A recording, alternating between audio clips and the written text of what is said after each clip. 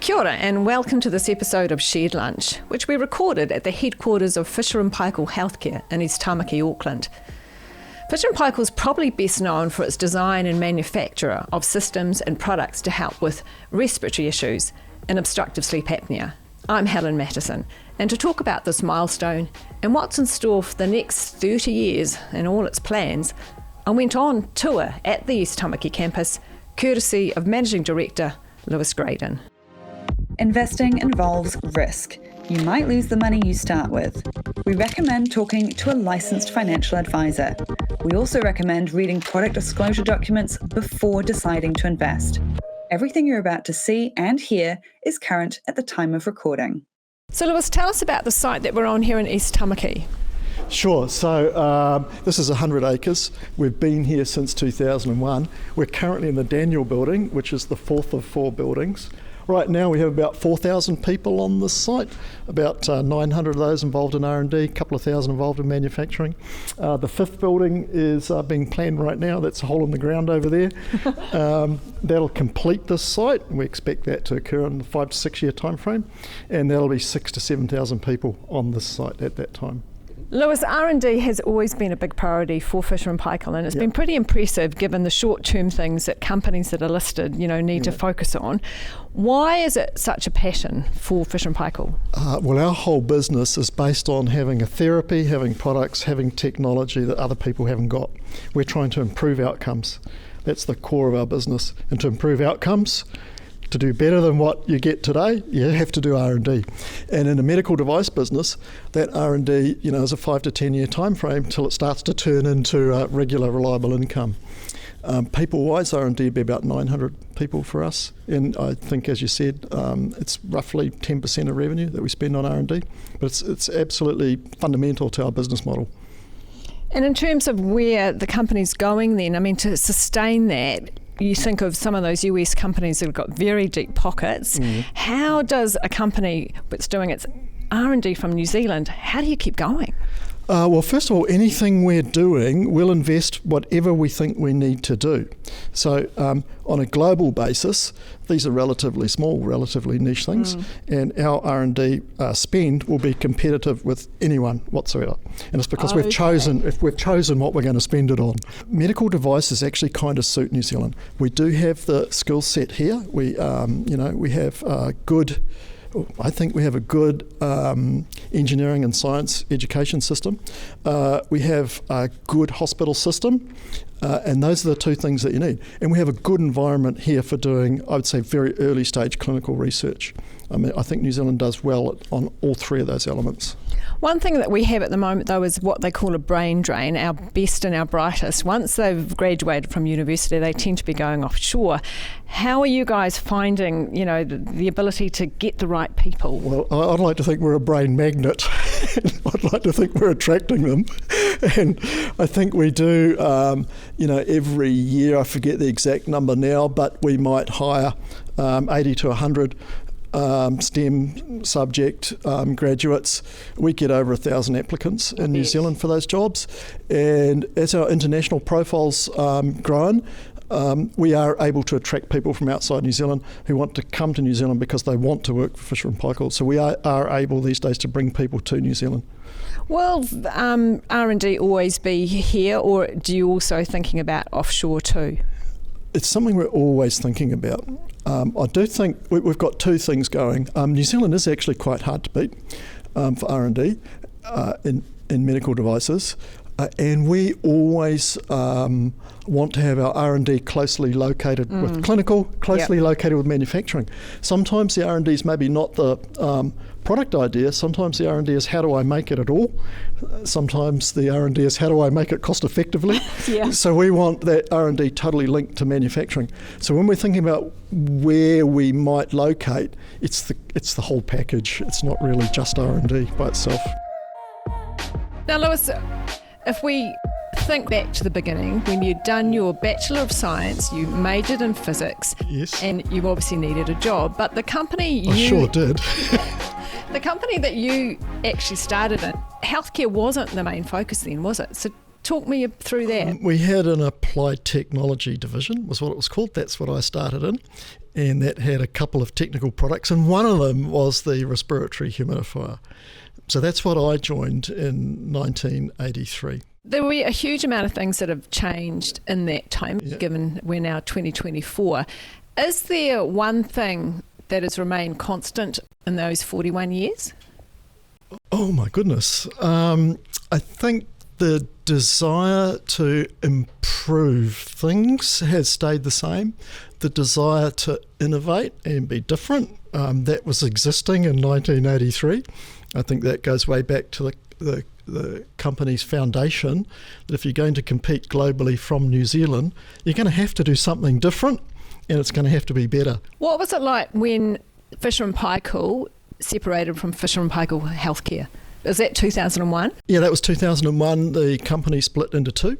Technically, Fisher & Paykel Healthcare we're the continuing company, technically. So the way we think of it is we spun off appliances, which is not the common view, but that's how we think of it. What would you say, if we think now to 2024, what would you say is the problem that you're trying to solve, and what is the potential for patients you can reach worldwide? We have a number of, let's say, therapies that the business is involved in, and they're all a little bit different, but what they all have in common is the idea that you want to improve outcomes. And for our business, that can be a little more complex, because for medical products, there can be someone paying for it, someone prescribing it, someone using it, and then, of course, the patient. So there's 4 different groups that we're trying to improve outcomes for. So that's the consistent thing across all of the therapies. Lewis, let's break down what the business does. I think hospital and home care are the two sort of structures, if you like, that you have. And in terms of revenue, I think it's around 62% for hospital, and then home would be, about 37% the revenue? Rest, yeah. I see that home care, if that's the right word, or just the home market, if you like, is actually growing hugely. Is that because we're changing in what we need in our lives and what we can do at home? And talk me through the difference there. That's probably a trend, and for us it's probably in our future. But when we think of the business and we think of hospital and home care, they're kind of selling channels, and global selling channels. And then within them we have different therapies. And within the home care channel, we've got obstructive sleep apnea, where we sell the OSA masks. And then we've got a developing area, which is in the early days, which is respiratory care in the home, targeted at COPD, chronic obstructive pulmonary disease. And that's in the early days, where we have a product, we have a therapy, we need to generate more and better clinical evidence. Well, you would expect more and more of healthcare, wherever possible, to be delivered in the home, because it's more cost effective. So we think we're really well placed to take advantage of that, in that we have the hospital business.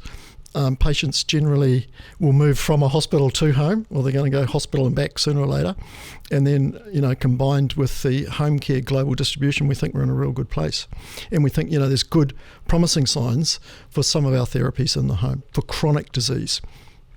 So you'd see the two still being parallel, and you wouldn't see one overtaking the other, like hospital obviously sort of dominates now? Yeah, there's ebbs and flows. I mean, there was a time when OSA, home care, dominated, then there was a time when hospital dominated, and so on. So, I think that's one of the strengths of the business, is you do have some ebbs and flows and some natural offsets. Let's look at the home market too, because masks is one thing that you're quite well known for, but I understand you've launched a few new ones lately. I think there's the Solo, and there's the Micro Nova, I think. That's right. And there's an even fuller one. Talk me through the specialty there, because there's a real array now that you have. So the whole point of our OSA mask business is that we'd like to have a product where the customer, could be the prescriber, could be the patient, could be the payer, can see a difference between what our masks do and what the competitors' masks do. And Solo does that for us by being the first mask globally that just automatically adjusts. You can put it on and it automatically adjusts. And that's important, because patients are using these masks all night, every night, or they should anyway. And that's all about, first of all, ease of use. You've got to be able to put it on properly so it works properly and so it's comfortable. Solo does that, and by adjusting automatically. And then comfort, and Solo does that again by adjusting automatically. And then the other masks you mentioned, the Nova range, that's about some. We're also kind of in a sort of a consumer market here now, where people have preferences. Some people don't want something adjusting automatically; they want to do it themselves, and so that's what the Nova range are doing for us. In terms of hospital, though, one of the areas I wanted to talk about was anesthesia. That seems to be a growing area. Can you talk me through where that's at? So one of our therapies, nasal high flow, is a respiratory therapy, and that's been around for a good, I forget exactly now, 15 years or so. Right, yeah. And it's always been available in anesthesia. And we didn't get as much uptake in anesthesia as we might have liked. So we've done two things over the last 3 or 4 year time frame. And the first one is we've iterated the product offering with some consumables that are specifically for anesthesia and targeted at the anesthesia opportunity. And the second thing we've done is in our global sales force, rather than having one hospital sales force, we've split it into a specialist anesthesia sales force and a respiratory sales force, and that's getting us a better result and better growth in the anesthesia component. You still see potential in that market, though? Massive, and across everything we do, we still see massive potential.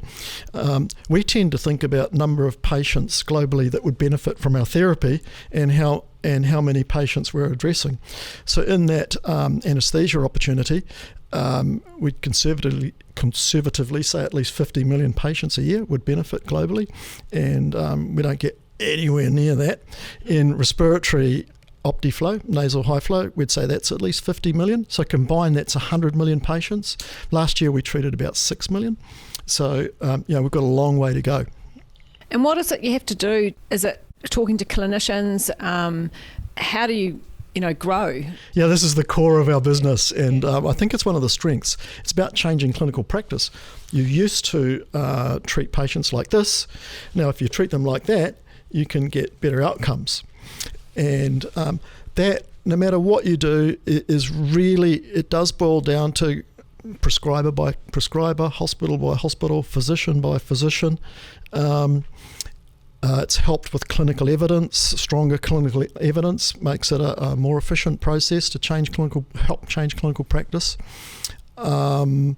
Clinical practice guidelines are another step. When you have enough clinical evidence, professional bodies will generate clinical practice guidelines. That helps. But it's just, if you look at our penetration for nasal high flow, we're not even 10% penetrated. That's 15 years. And clinical practice guidelines for respiratory applications first started coming out maybe 3 or 4 years ago. So it is a long process, but the upside of that is you've got a long runway, and it's sticky once you've changed it. Once you've done that. The other thing too, though, the people that are selling in, your sales force that are selling in these therapies and products and systems and the like, they would have to be pretty amazing, if you like. I mean, not just your average salesperson, if I can say it in those terms. I mean, it sounds like they've got to you.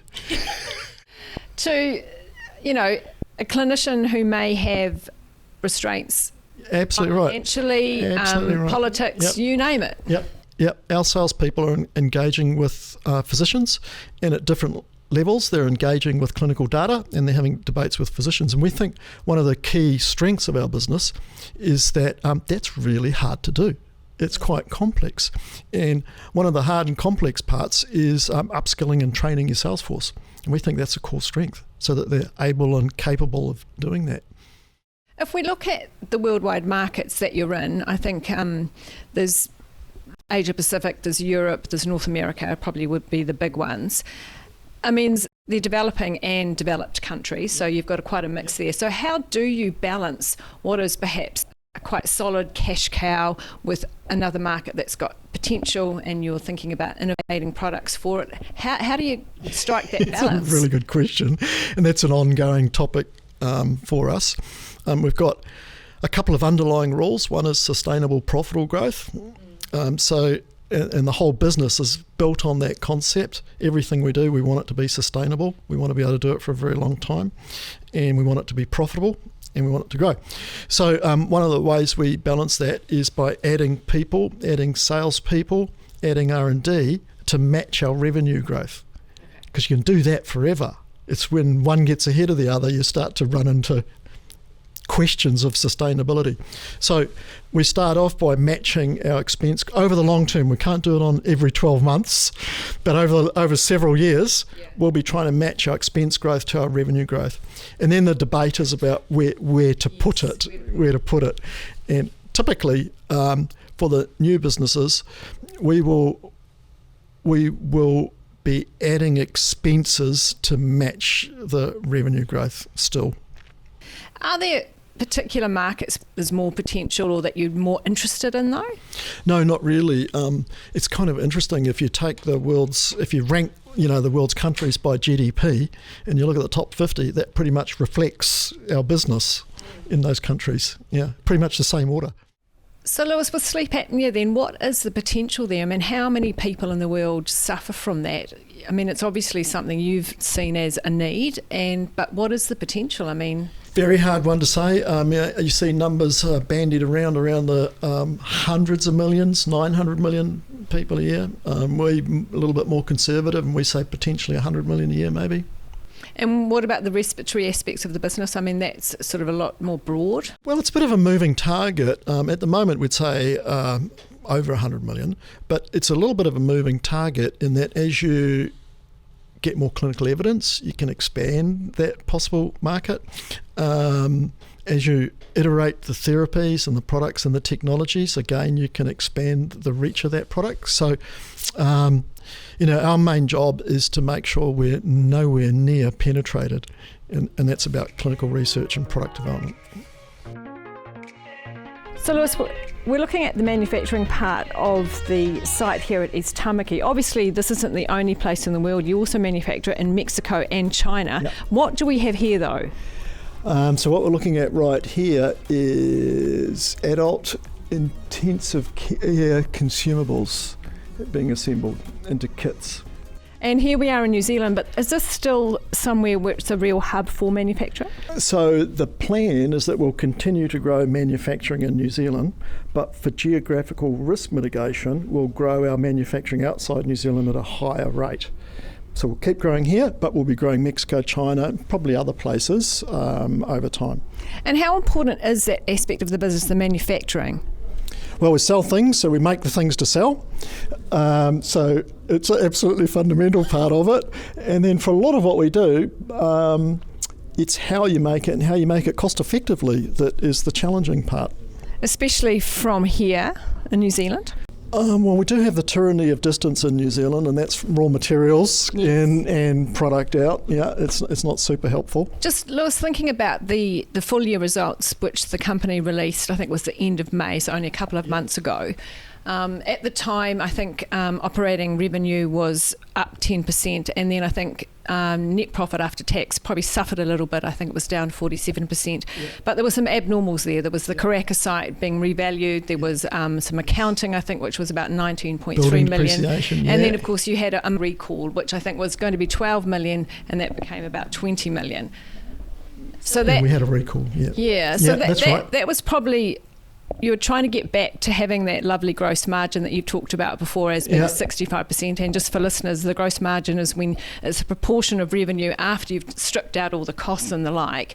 You were hoping to get back to that, but was it because the abnormals didn't quite? So the first thing for us is when we look at revenue, you still got COVID effects going on. So for FY23, the year we just finished, we're lapping FY24. And you've got some COVID coming and going and FY23. So it's hard to read much into FY24's revenue growth. And then the next thing when we get to gross margin, that's the difference between what it costs us to make something and what we sell it. And again, we've still got this long tail from COVID. I get sick of talking about it sometimes, but anyway, we've still got a long tail where during COVID, our only priority is make as much as possible, as quickly as possible. Yeah. That's still hurting gross margin, but we think we just need to get back to our normal behaviour, and gross margin will get back to where where it needs to be. So that's the lingering effect on gross margin. And then the next one down is when we take all of our operating expenses. That's the one that turns into the operating margin. And then the next step down is your net profit after tax. And the net profit after tax is the one that was affected by land revaluation and recall and building depreciation, kind of all financial things. And a little bit unusual for us, to have all these one-offs. That's what I mean. Yeah, so we're kind of fundamentally for the business looking through all of those actually. On a 12-month basis, we're looking through those accounting one-offs. And then on a 3 to 4 year time frame, we're kind of looking through the gross margin impact as well.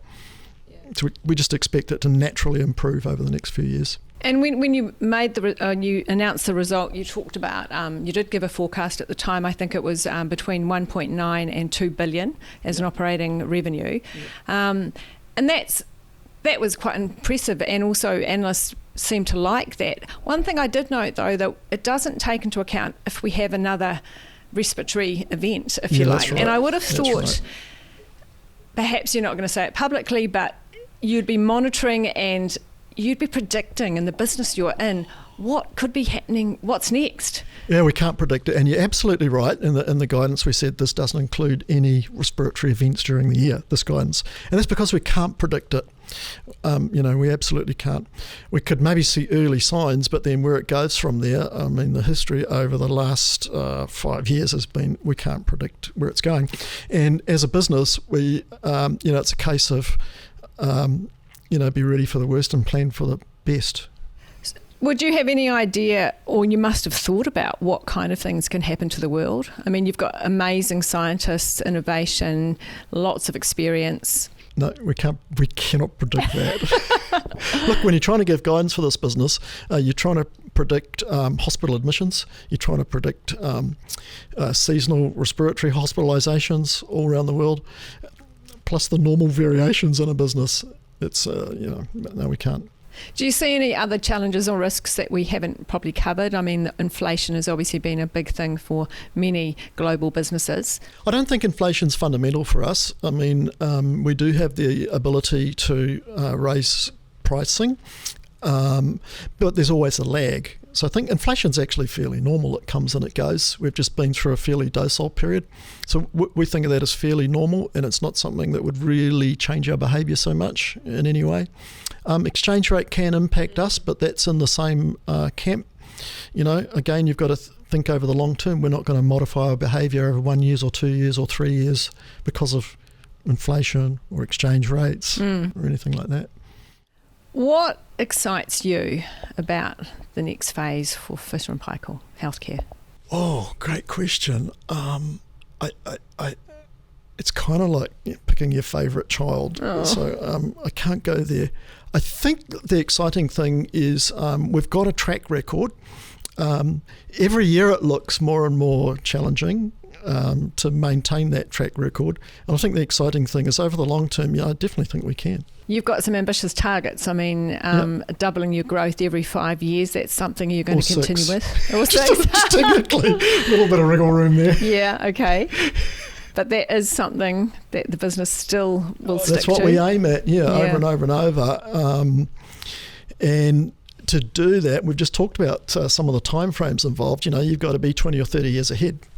Your thinking's got to be 20 or 30 years ahead. Lewis, we're here at East Tamaki, and it's an incredibly impressive site. It's nearly near completion, but I know there's a next phase for Fisher & Paykel Healthcare, and you've actually got a very big site at Karaka, which is south of Auckland. Tell us about why you're doing that. Well, we expect this site to be full in 5 or 6 years' time. And the fundamental is if you're hoping to double your business in size every 5 or 6 years, we need to start thinking now about what happens after this site. So hence the Karaka site. That's about 2.5 times the size of this site. So once again, it comes back to that fundamental. If you're trying to double in size every 5 or 6 years, this is 100 acres. You're looking at pretty substantial size, which is Karaka, to continue that growth trajectory. Lewis, as a listed company in, I suppose you could say, the tech sector to some degree, there can be lots of distractions. It can be very short term because you're listed, investors want returns, etc., etc. You've got the likes of the US markets with NVIDIA and the like going gangbusters. Yep. But I mean, a company like yours always has to think about the longer term and the R&D that's implicated there. But how do you not get distracted when there's all this noise around you? Really good question, because you're right. It's called a daily news cycle and, annual reports and all that kind of thing. And we've talked about the nature of our business. You can have 5 to 10 year R&D programs. You can have 5 to 10 year clinical programs. You can be training clinical sales teams, and then you're calling on hospitals all around the world. It's quite a long cycle. So you have to think ahead. We do think and plan long term. We do have a long-term plan that runs out 30 years, and part of our discipline is to stick to that long-term plan. We've got all the opportunities.